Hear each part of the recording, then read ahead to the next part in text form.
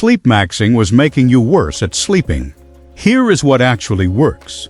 Something quietly shifted in the bedrooms of the world this year, not dramatically, not overnight. But if you have been paying attention to the conversation around sleep and health, you have probably noticed that the tone has changed. The relentless optimization energy that defined the last few years. The sleep scores, the supplement stacks, the 18-step bedtime protocols, the very serious discussions about the precise angle of your pillow has started to give way to something that sounds almost radical by comparison. Just sleep consistently, in a room that is dark and quiet, without making it a whole thing. That is the pivot. And behind it is a genuinely fascinating story about what happens when a wellness trend runs all the way to its logical extreme, crashes into its own contradictions, and the culture has to figure out what comes next. Stay until the end. Because the full picture of where sleep culture is heading in 2026, from the death of sleepmaxxing to the rise of sleep tourism to the at-home devices that are replacing overnight clinical studies, is one of the most interesting health stories of the year. So what exactly was sleepmaxxing? And why is the backlash happening now? Sleepmaxxing is a social media trend focused on optimizing sleep through various techniques and tools to achieve the best sleep possible. The goal is to maximize sleep quality and quantity, often involving tracking sleep patterns and implementing sleep hacks. TikTok and wellness influencers have played a significant role in popularizing the trend. At its most benign, sleepmaxxing meant wearing blue light blocking glasses after 7 p.m., keeping your bedroom at exactly 18 degrees, and going to bed at the same time every night. Genuinely sensible advice, dressed up in the language of optimization. At its least benign, and this is where it got genuinely strange, influencers were promoting extreme bedtime routines including mouth taping, rope-assisted neck swinging, and a range of other practices claiming to deliver perfect sleep. Despite scant medical evidence and potential safety risks, mouth taping, neck swinging, perfect sleep. These three things appeared in the same sentence in multiple viral posts, and millions of people watched them. This is what happens when wellness culture finds a new target and runs at it without breaks.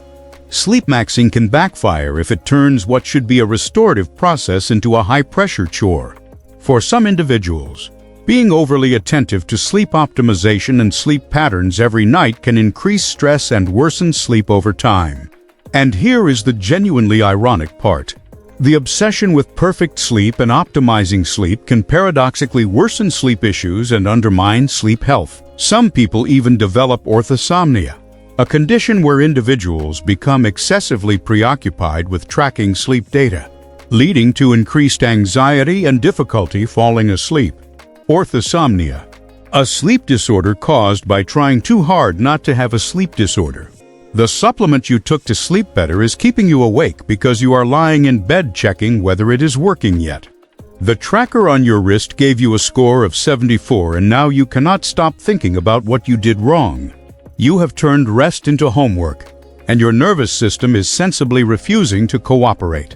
According to a recent survey, most adults -76% have lost sleep due to worries about sleep problems. 3/4 of people are losing sleep because they are worried about their sleep. The cure is making the disease worse. Welcome to the inevitable endpoint of optimization culture applied to something that fundamentally requires you to stop trying. So what does the pivot actually look like? The projected sleep trends for 2026 point to a clear shift, less emphasis on tracking and hacks, and more focus on sleep environments and long-term health. After years of experimentation with wearables, supplements, and viral sleep advice, many people are still tired and ready to reassess what actually works and what simply adds noise. Instead of tracking every night indefinitely, people are using wearables to spot patterns, test changes, and then step back.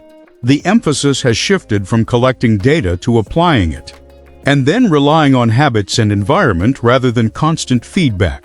Sleep optimization is becoming about repeatable changes, not perfect scores. Repeatable changes, not perfect scores. That reframe is doing a lot of work. It is the difference between treating sleep as a performance you are being graded on and treating it as a biological function your body already knows how to do, if you stop sabotaging it with stress about doing it correctly. Now, the part of this story that involves travel. Sleep tourism refers to travel experiences designed specifically around rest and sleep quality. Instead of sightseeing or packed itineraries, these trips center on quiet environments, structured downtime, and sleep-friendly routines. In 2026, sleep tourism is being discussed more openly as its own category. Hotels, resorts, and retreats are offering stays that emphasize darkness, reduced noise, comfortable bedding, and unstructured downtime. Sleep tourism is a burgeoning area of travel where getting a good night's sleep is the #1 priority. It is all about creating a travel experience where improving sleep is at the core. Whether that is a week-long retreat to learn the art of sleeping well, a medical-led stay where issues are diagnosed and treated, or a relaxing break with daily sleep-inducing spa treatments.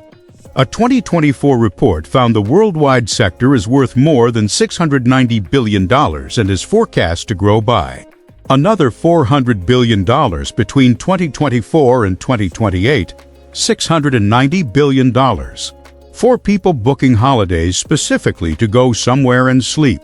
That number is staggering until you think about what the alternative is: going on a holiday that leaves you more exhausted than when you left, which is the experience most people are starting from. Luxury retreats like Sensei Lanai in Hawaii offer bespoke sleep programs with expert guidance.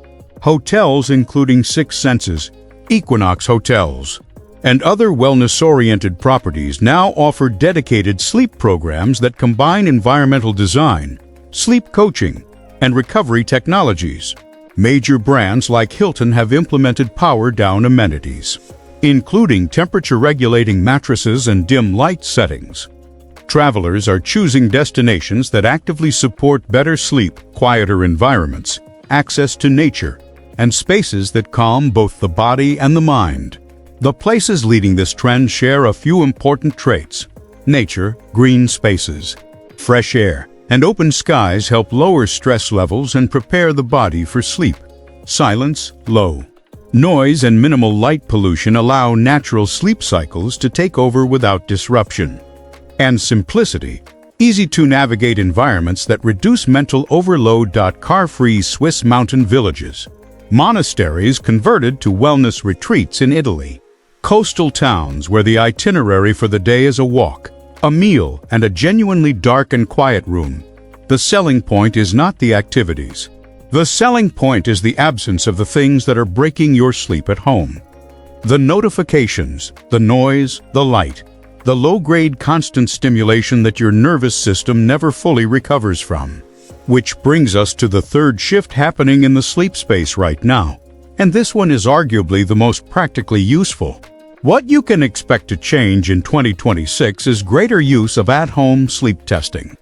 These tools are being used to investigate ongoing issues when lifestyle changes are not enough, because they offer more insight without requiring a sleep study.